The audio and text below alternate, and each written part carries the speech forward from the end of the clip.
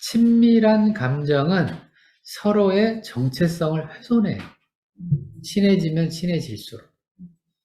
그냥 운신의 폭이 좁아지잖아요. 딱 붙으면, 생각해보세요. 누가 나한테 딱 붙으면, 물리적인 걸 생각해보세요. 물리적으로 누가 딱 붙어 있으면, 내가 운신의 폭이 줄어들잖아요? 그러니까 둘이 친하다고 딱 붙어가지고 팔짱 끼고 글을 써. 어때요? 팔짱 끼고 글 쓰면 글이 제대로 써집니까? 안 써지잖아요. 자꾸 내가 쓰면 상대방 흔들리잖아요. 상대방도 안 되고, 나도 안 되고 이렇게 되잖아요. 정체성 문제가 생깁니다. 너무 가까워지면 그렇게 되는 거예요. 근데 이제 그게 힘들어져서 너무 멀어지기 시작하면, 그러면 이제 또 외로워지잖아요. 그러니까 멀어지면 외롭고, 가까워지면 정체성 문제가 생기고, 그래서 우리는 선택을 해야 됩니다. 외롭게 살지. 정체성을 훼손하면서 살지. 선택해야 됩니다. 그러니까 외롭다가 정체성을 훼손했다가 외롭다가 이러면 제일 월수죠, 그게. 외롭기도 한 것이 정체성도 안 되는 것이 월세요? 제일 월수죠. 왔다 갔다 하면.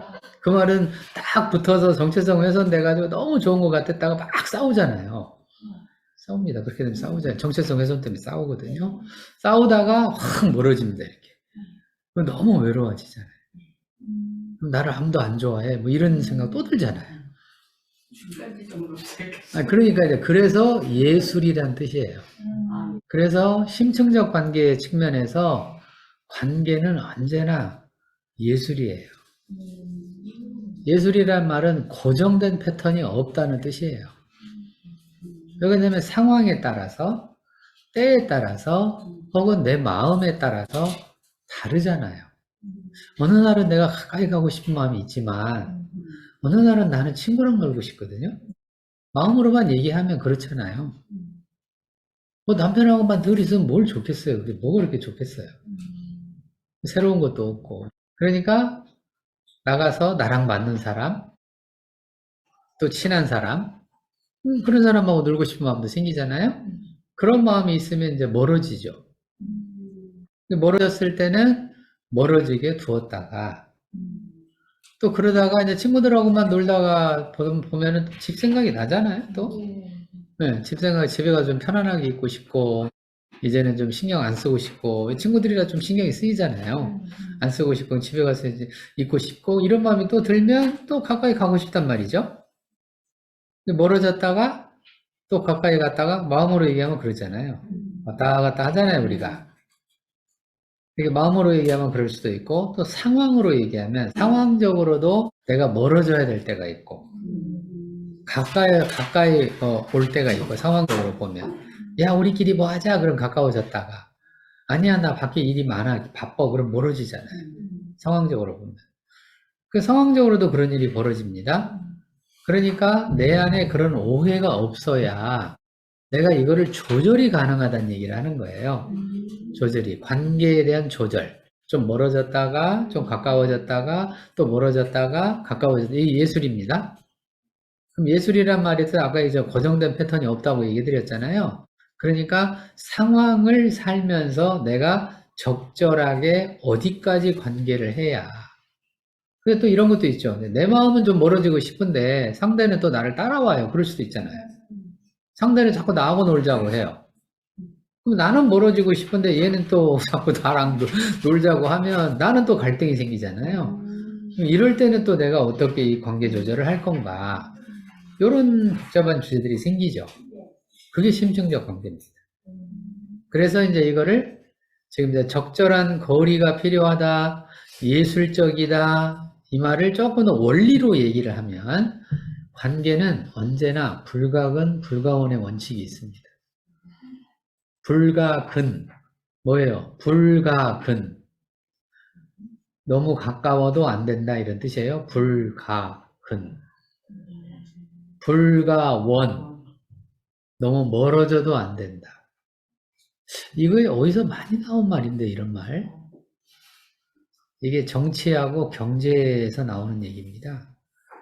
정치하고 경제는 불가근 불가원의 원칙이 있어요. 정치하고 경제가 너무 붙으면 어떻게 돼요? 우리가 많이 경험했었죠, 그동안에.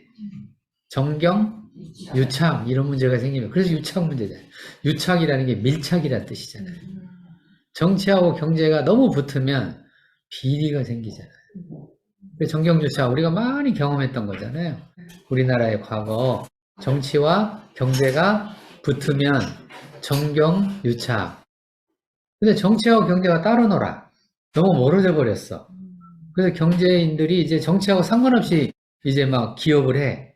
말이 안 되잖아요. 그러면 정치하고 경제가 너무 사이가 멀어져 버리면 국가가 제대로 안 돌아가잖아요. 정부에서 무슨 정책을 시행을 해서 정책을 이렇게 내놓으면 예를 들어서 문재인 정부 때는 탈원전 했다가 지금 이제 뭐죠?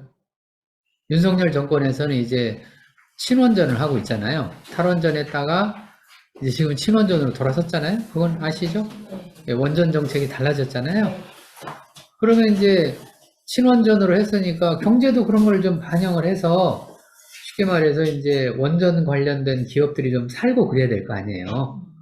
그래야 이게 경제가 돌아가죠. 근데 친원전인데 이쪽에는 아무것도 반응이 없어. 경제가. 그럼 나라가 안 되죠, 제대로. 될 리가 없잖아요. 그러니까 정치하고 경제는 언제나 불가근, 불가원. 너무 가까워지면 비리 문제가 생기고 너무 멀어져 버리면 나라가 안 돌아가고. 부부관계도 똑같다는 얘기예요. 부부관계도 남편과 부인 사이에 불가근, 불가원의 원리가 있다. 너무 가까워도 안 되고 너무 멀어도 안 돼요. 너무 멀어도 안 돼요. 아무런 신경도 안 쓰고 살아야지.